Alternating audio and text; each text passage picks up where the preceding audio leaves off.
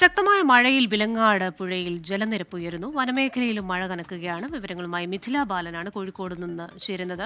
മിഥില, ഈ വടക്കൻ മേഖലയിലൊക്കെ വലിയ തോതിൽ മഴ പെയ്യുന്നുണ്ട്. അത് നിർത്താതെ പെയ്യുന്ന മഴയാണ്. പുഴയിൽ ജലനിരപ്പ് ഉയരുന്നുവെന്ന് മനസ്സിലാക്കുന്നു.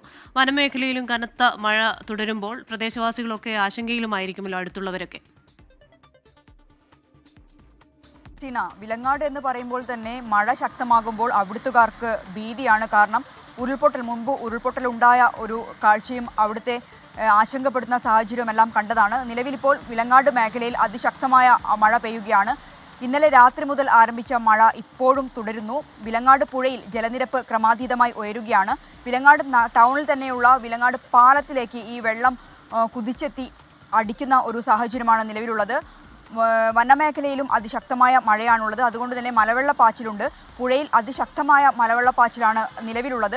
ജാഗ്രതാ നിർദ്ദേശം നൽകിയിട്ടുണ്ട്. വിലങ്ങാടിനെ സംബന്ധിച്ച് പറയുകയാണെങ്കിൽ ഉരുൾപൊട്ടലിന്റെ പശ്ചാത്തലത്തിൽ അതീവ ജാഗ്രതാ നിർദ്ദേശമാണ് ഈ ഭാഗങ്ങളിൽ ജില്ലാ ഭരണകൂടം നൽകിയിട്ടുള്ളത്. ഇപ്പോഴും കനത്ത മഴ തുടരുകയാണ്. ക്രിസ്റ്റീന. ശരി, മിഥില ബാലനാണ് കോഴിക്കോട് നിന്ന് വിശദാംശങ്ങൾ നൽകിയത്.